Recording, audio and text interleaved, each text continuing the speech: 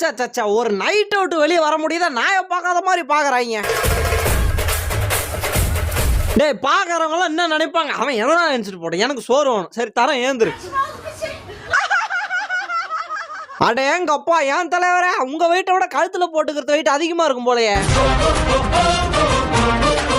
அடுத்த வீட்டு கதைனா ஆணும் உட்காந்து பாக்குறான், இதுல லிப்ட் சர்வீஸ் வேற.